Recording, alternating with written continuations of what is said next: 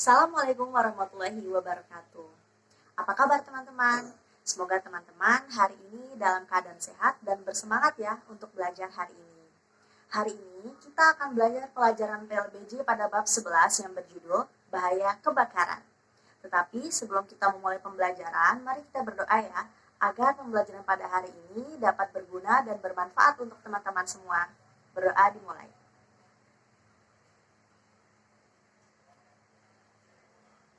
Berdoa selesai. Jadi pada bab 11 ini kita akan membahas tentang bahaya kebakaran. Teman-teman sudah tahu belum sih definisi dari bahaya kebakaran?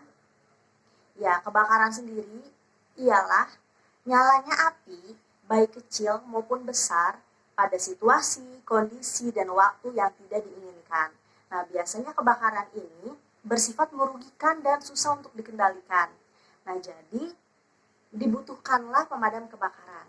Kemudian kita juga akan membahas tentang penyebab kebakaran, kemudian bagaimana cara kita menanggulanginya, dan juga dampak-dampak terjadinya kebakaran.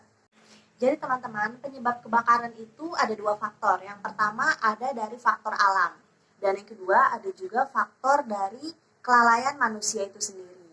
Nah, maksudnya bagaimana sih Kak faktor alam? Nah, jadi faktor alam ini faktor yang bukan dari kelalaian manusia. Contohnya gimana? Contohnya misalnya lagi musim kemarau nih. Nah, saat musim kemarau, daun-daun akan berjatuhan kan, akan berguguran. Nah, di saat daun-daun berjatuhan, akhirnya terjadi gesekan kan antara satu daun dengan daun yang lain. Nah, akibat dari pergesekan daun itu, akhirnya timbullah percikan api. Nah, percikan api awalnya kecil, lama-lama dia besar dan akhirnya membakar seluruh hutan. Nah, akhirnya jadilah kebakaran seperti di gambar ini. Kemudian faktor yang kedua adalah faktor kelalaian manusia. Nah, maksudnya gimana sih? Maksudnya ini adalah karena kita yang lupa. Nah, misalnya contohnya nih, kita ingin keluar rumah tapi kita lupa mematikan kompor. Nah, itu bisa menjadi sebab terjadinya kebakaran. Kemudian yang kedua bisa juga arus pendek listrik. Nah, jadi misalnya kita menggunakan peralatan elektronik yang sudah rusak, misalnya kabelnya terkelupas. Nah, itu bisa menyebabkan terjadinya arus pendek listrik. Kemudian penyebab kebakaran lainnya itu adalah terlalu banyak arus listrik yang terpasang, contohnya seperti ini.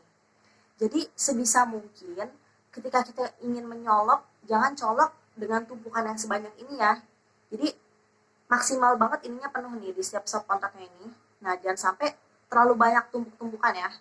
Nah, ini akan menyebabkan arus pendek listrik. Kemudian penyebab kebakaran lainnya bisa juga karena tabung gas yang bocor. Nah, biasanya bocor ini karena apakah dia jatuh ataukah dia karena karatan tabung gasnya, itu bisa menjadi penyebab tabung gas itu bocor. Kemudian bisa juga tabung gasnya nggak kenapa-napa, tapi ketika kita ingin memasangnya, kita masangnya nggak sempurna. Nah, itu bisa juga terjadi kebocoran karena itu. Jadi teman-teman harus berhati-hati ya ketika kita ingin memasang tabung gas atau ketika kita ingin memilih nih apakah tabung gas ini masih sempurna ataukah ada yang bocor. Jadi kita harus perhatikan ya teman-teman. Lalu bagaimana caranya agar kita dapat mencegah kebakaran? Yang pertama, kita harus berhati-hati ketika kita ingin menggunakan barang-barang yang mudah terbakar.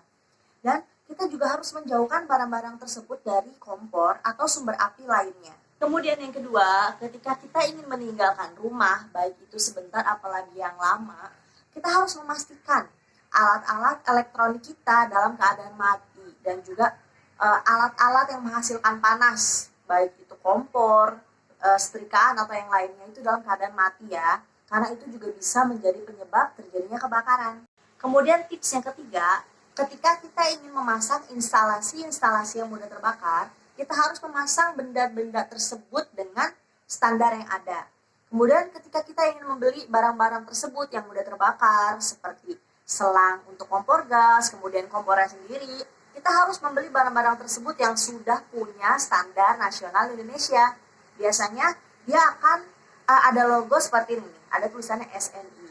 Nah, barang-barang yang sudah ada tulisan SNI-nya biasanya sudah teruji dan aman ya.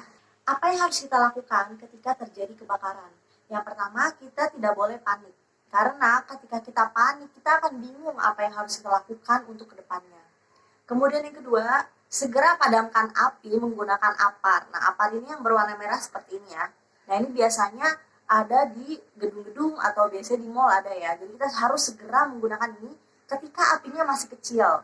Nah, kemudian tips yang ketiga, segera hubungi pemadam kebakaran. Nomor teleponnya adalah 113. Segera sebisa mungkin.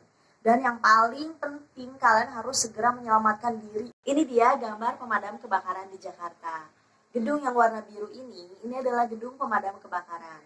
Nah, disinilah para pemadam kebakaran berjaga-jaga ketika nantinya dibutuhkan. Kemudian ini dia mobil pemadam kebakaran. Nah, mobil yang berwarna merah ini berisi peralatan-peralatan untuk memadamkan kebakaran. Contohnya adalah selang air, kemudian ada juga tangga untuk mencapai lokasi kebakaran yang tinggi-tinggi. Lalu ini dia seragam pemadam kebakaran. Ada yang warnanya oranye dan ada juga yang warnanya silver. Terus apa bedanya sih Kak? Nah, yang silver ini dia bisa untuk menembus api. Karena baju ini tahan sampai suhu 1000 Celcius. Nah, kalau yang oranye ini, dia biasa untuk memadamkan api yang biasa. Kemudian apa saja sih dampak dari kebakaran? Dampak dari kebakaran itu banyak sekali. Yang pertama, kita bisa terluka. Kemudian yang kedua, kita bisa kehilangan harta benda kita. Dan yang paling parah, kita bisa kehilangan keluarga kita. Akhirnya selesai juga pemaparan materi pada bab 11 ini tentang bahaya kebakaran. Semoga materi ini dapat dipahami dan dapat berguna ya untuk teman-teman semuanya. Kurang lebihnya mohon maaf.